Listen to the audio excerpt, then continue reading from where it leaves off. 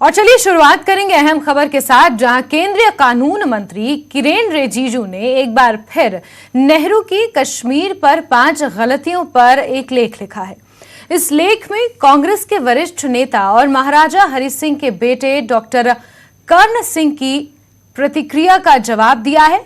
उन्होंने लिखा है कि मेरे पर कर्ण सिंह की प्रतिक्रिया निराशाजनक है।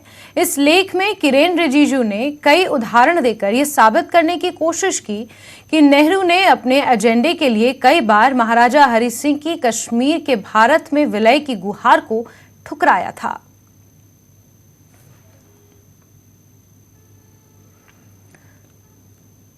तो आपको अहम खबर बता रहे हैं, जहां किरेन रिजिजू ने एक लेटर जारी किया है जिसे Nehru's blunders on Kashmir the real story का नाम दिया है, और इसमें 5 उन वाक्यों का जिक्र किया है जिसे नेहरू की 5 गलतियों को करार दिया है किरेन रिजिजू ने। आपको बता दें, किरेन रिजिजू ने महाराजा हरि सिंह की पेशकश को ठुकराने, जम्मू कश्मीर मुद्दे पर यूनाइटेड नेशन जाने और सरदार पटेल की जगह खुद ही मामले में हस्तक्षेप करने, इस तरीके के कुछ 5 आरोप लगाए हैं और तफसील से उनके बारे में लिखा है अपने इस लेख में। वहीं कश्मीरी पंडित नेता अश्विनी चरंगू ने कहा कि केंद्रीय मंत्री किरेन रिजिजू ने जो कुछ भी कहा है वो सच है और यही असली सच्चाई है। उनका कहना है कि सरकार को इस मामले की जांच जल्द शुरू करनी चाहिए ताकि सच पूरे देश के सामने आ सके। तो इस मसले को लेकर अब आरोप प्रत्यारोप का दौर भी जारी हो गया है। हमारे साथ अश्विनी चिरंगू हैं, जो कश्मीरी पंडित विस्थापित समाज के लीडर भी हैं और बुद्धिजीवी भी हैं। इनसे बात करेंगे। केंद्रीय मंत्री किरेन रिजिजू ने जो जवाहरलाल नेहरू की 5 भूलों का जिक्र किया है, आप कैसे देखते हैं? उन्होंने इस बात सही कही है। एक बात मैं ये कह रहा हूं कि उनको जोड़ देनी चाहिए थी। वो ये था कि जवाहरलाल नेहरू ने पहले से ही ये तय किया था कि एक्सेशन का जो श्रेय है वो महाराजा हरि सिंह को नहीं मिलना चाहिए था।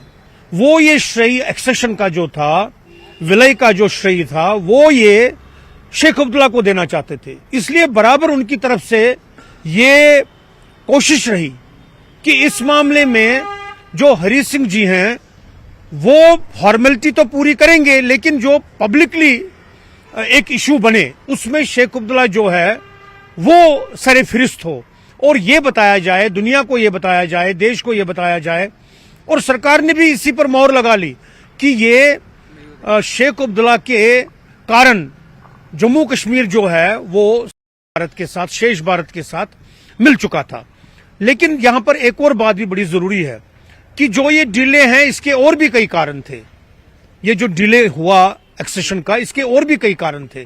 उन कारणों के बारे में भी मैं ये कह रहा हूं कि ये मेरी मांग होगी केंद्र सरकार से, पर्टिकुलरली रिजिजू से, कि चूंकि उन्होंने अब ये विषय छेड़ ही दिया है, इस पर एक कमीशन ऑफ इंक्वायरी बने और वो ये पता करे कि 15 अगस्त 1947 के बाद का जो समय था, 26 अक्टूबर 1947 तक, उस दौरान ऐसा क्या हुआ था कि उन दिनों होना था वो हुआ नहीं था। इस पर एक कमीशन ऑफ इंक्वायरी बने और बाकायदा इस पर रिसर्च हो, स्टडी हो, लोगों के साथ बातचीत हो। उस समय के कई लोग अभी भी ईश्वर की कृपा से जिंदा हैं जिनको ये पता है कि उस समय क्या हुआ था, क्या नहीं हुआ। साथ साथ ही मैं जानना चाहूंगा कि जैसे किरेन रिजिजू ने बोला है कि जो यूएन में ले गए एक्सेशन के बाद इशू, जब कबालियों ने हमला किया, वो कितना अहम वो एक पॉइंट था, इसके बाद सिचुएशन खराब हो गई। हम ये लगातार पहले दिन से ही कह रहे हैं।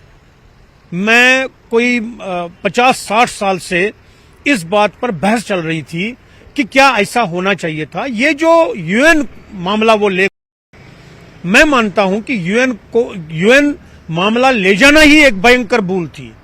और अब दूसरी बात भी है कि अगर यही बात थी कि यूएन ले गए तो यूएन का जो प्रस्ताव था, फिर उसका जो पॉइंट नंबर 1 था, उस पर जोर कभी दिया नहीं गया। पॉइंट नंबर 1 क्या था? पॉइंट नंबर 1 रेजोल्यूशन का था कि पाकिस्तान ने अपनी फौजें जो हैं वो जम्मू कश्मीर के उस इलाके से बाहर निकालनी चाहिए थी जिस इलाके पर पाकिस्तान का नाजायज कब्जा था। उस पर कोई जोर नहीं दिया। जोर किस बात पर दिया गया, ये किरेन रिजिजू ने बड़ी बढ़िया ये कहा है। जोर पर दिया गया कि प्लेबिसिट होना चाहिए और उसी को हर जगह एक प्रकार से उसकी प्रोपेगेंडा की गई। ये भी एक शरारतपूर्ण मैं कहता हूं कि ये एक सोच थी कि यूएन रेजोल्यूशन का कौन सा हिस्सा जो है उसको प्रोपेगेट किया जाए और जो उसका पहला हिस्सा था और दूसरा हिस्सा था उस पर प्रोपेगेशन नहीं हुई। इसके साथ साथ ही जो महाराजा हरि सिंह के खिलाफ एक नैरेटिव सेट कर दिया गया, वो भी कहीं ना कहीं भूल थी। देखिए, महाराजा हरि सिंह जी के खिलाफ नैरेटिव जो था वो 1931 में सेट हो गया था, जबकि वो लंदन में राउंड टेबल कॉन्फ्रेंस में गए थे और वहां पर उन्होंने खुलकर ये बात कही थी कि हम भारत की आजादी हैं, बाद में हम क्या करेंगे वो हम आपस में बैठकर तय करेंगे। उसी बात को लेकर के अंग्रेज खफा हो गए थे। उन्होंने उनके विरुद्ध उसी वक्त बिगुल बजा दिया था।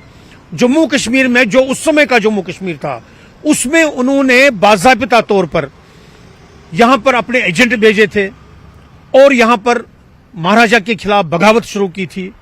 महाराजा के खिलाफ जो ये बगावत थी ये 1931 से शुरू हुई थी। इसके साथ साथ ही आपको लगता है कि जो केंद्रीय मंत्री किरेन रिजिजू ने बातें कही हैं वो इतिहास की सच्चाई आज सामने आ गई है? इतिहास का पुनर्लेखन इसमें चाहिए, पर्टिकुलरली जम्मू कश्मीर के बारे में।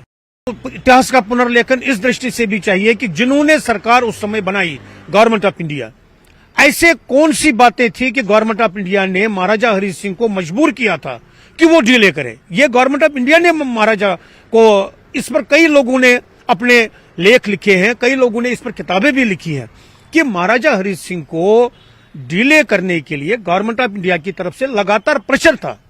इसीलिए मैं कहता हूं this is an issue of study, research and further investigation.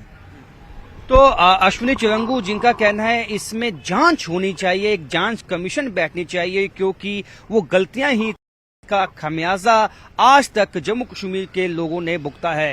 Cameraman आशु के साथ राजन